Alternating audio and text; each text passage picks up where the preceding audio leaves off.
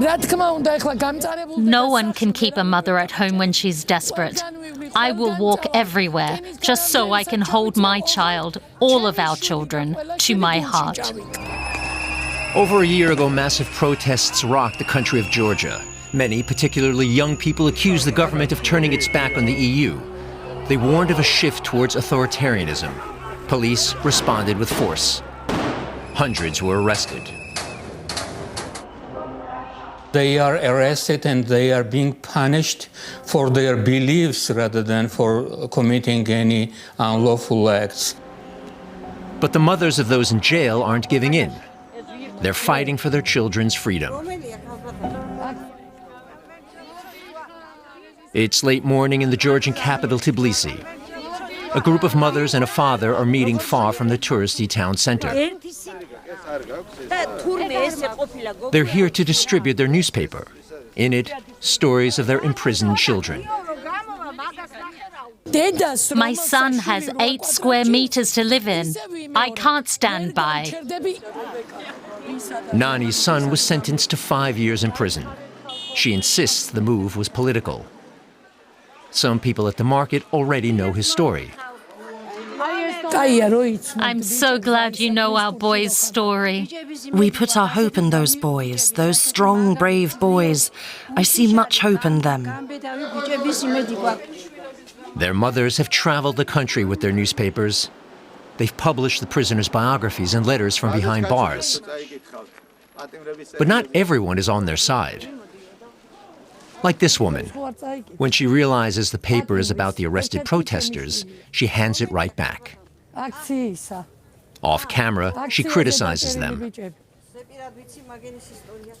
In Georgia, public opinion is fiercely divided. For some, the government is an anti-democratic adversary. For others, it's all that guarantees safety and stability. In late November 2024, the Georgian Prime Minister suspended talks on EU accession for several years. It sparked wide-scale protest.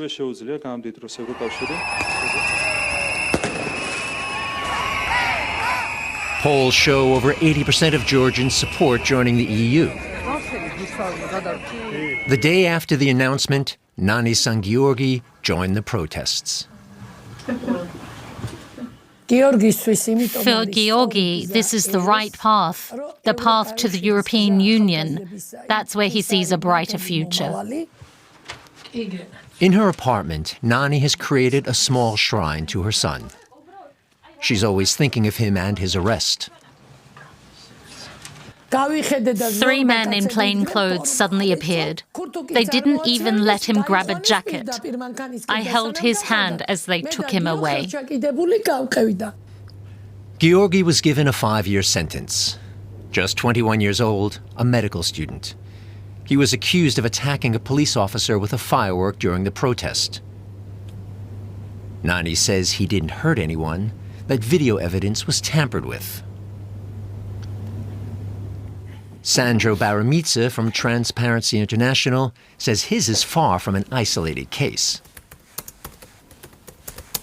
We studied the criminal case files of several dozens of people who have been convicted already. In each and every case, the verdicts were delivered in huge violation of human rights, including the fair trial principles. Then why do the judges decide the way they do?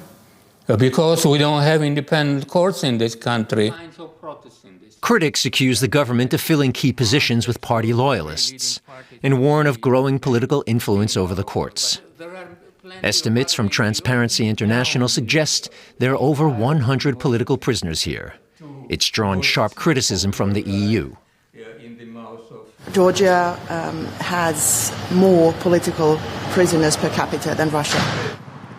In response to a DW request for an interview, a spokesperson for the ruling Georgian Dream Party replied, "I don't know how much desire I have to deal with violent prisoners. The family member of a criminal and a member of parliament have nothing to do with each other." But Nani and Georgi are undeterred. He writes from prison, Dear mothers, don't worry. Stand strong. Take good care of each other. They won't break us. We will win. This victory will be just, and it will go down in history. Nani draws comfort from the community of mothers. Marizi's son, Tornika, was sentenced to 2 years in prison. These women, once strangers, are now brought together by their anguish. We share the same pain, the same sorrow. We talk about everything together, the bad and the good. When we mothers hold hands like this, that's how we've done things for a while now. Nani is holding out for a change in power and the day her son can once again walk free. Until then, these mothers stand united.